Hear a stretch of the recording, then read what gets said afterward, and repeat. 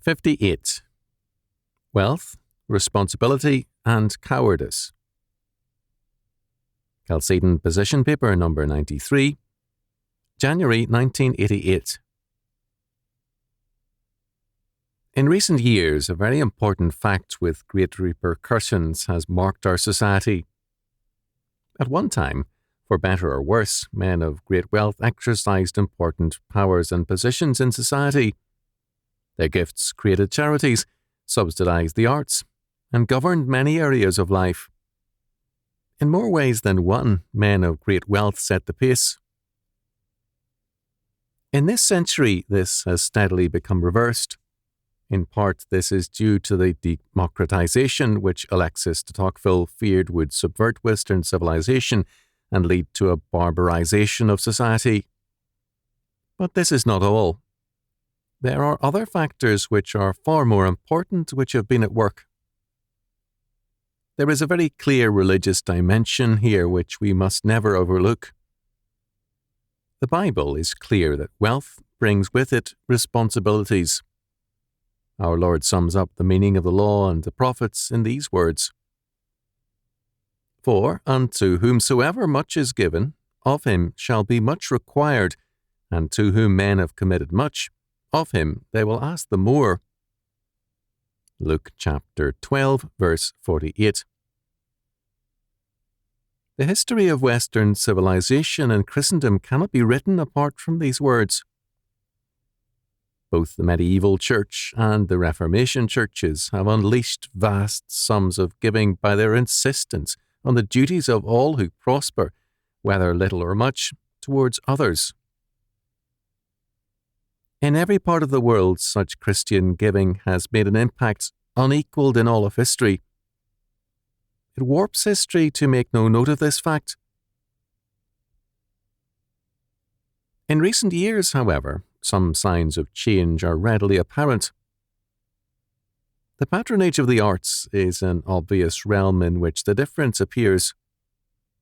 The ultra-modern avant-garde art, really pretentious junk art, has a patronage perhaps unequalled in history. To gain respectability, our corporations, great and small, buy such junk art for their office and corridor walls and to store in their warehouses. The corporations are the mainstay of the various purveyors of junk art.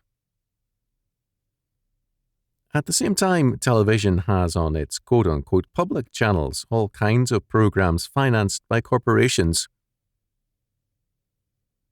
Two things can be said. First, all such funding, including much funding of the left, wins no friends for the corporations. Their money is taken, and they continue to be reviled.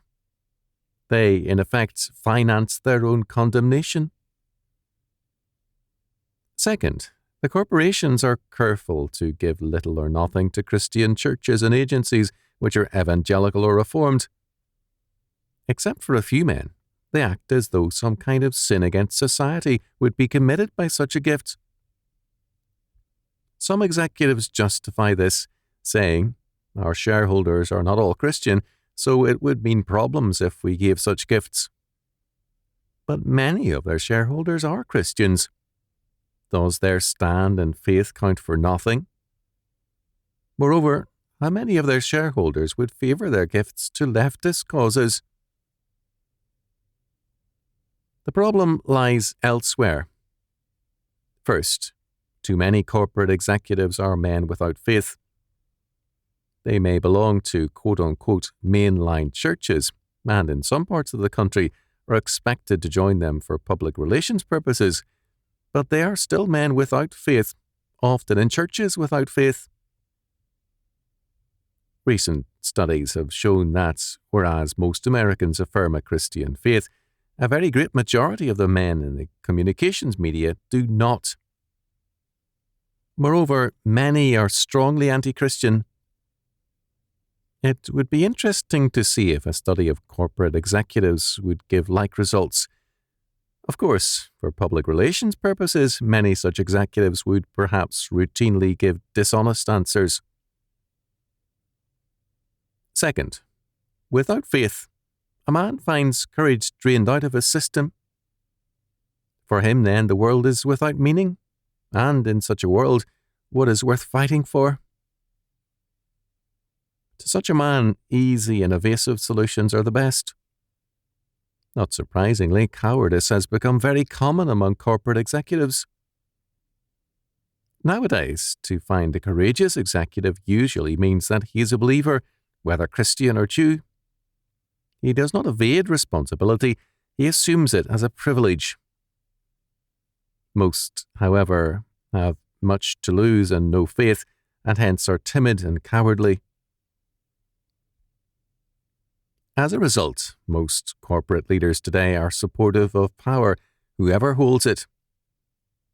They reject any stand on the basis of beliefs and morals and hold to a pragmatic position. As a result of this lack of faith and this cowardice, men of wealth have abandoned their responsibilities to society. Some such men have organized various councils to deal with a variety of social and political issues, but all these groups are models of impotence.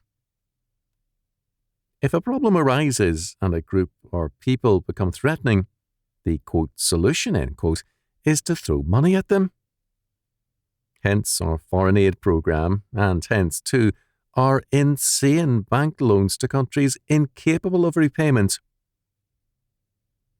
The solutions of these councils are the quote-unquote solutions of bankruptcy: moral, intellectual, and financial.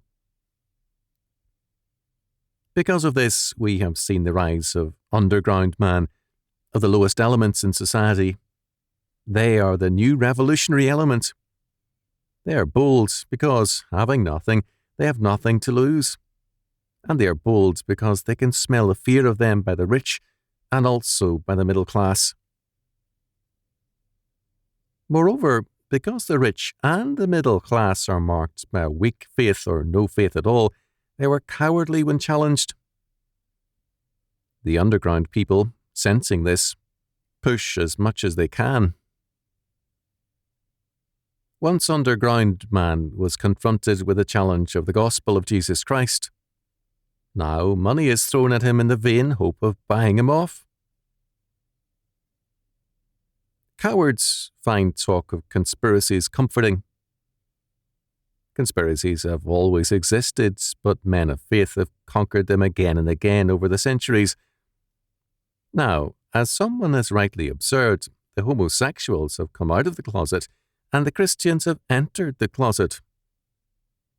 Every kind of group grows bolder as the rich, the middle class, and the lower class show a weak faith and much cowardice. Cowardice is no respecter of class or status. For unto whomsoever much is given, of him shall be much required. Our generation has been given much, and the Lord requires much of us. We have been schooled to demand much of others, however, and we demand to be saved. I am regularly amazed by the fact that people who have never contributed a penny to Chalcedon will write to demand hours of thought and work from us at their bidding. One such person wrote twice thereafter, very indignantly, to indict us for failing to answer his every demand. As a professor of history told me about 15 years ago, we're witnessing the death of civility. Much is required of this generation, and the time of reckoning draws near. We have a calling to serve the Lord with all our heart, mind, and being.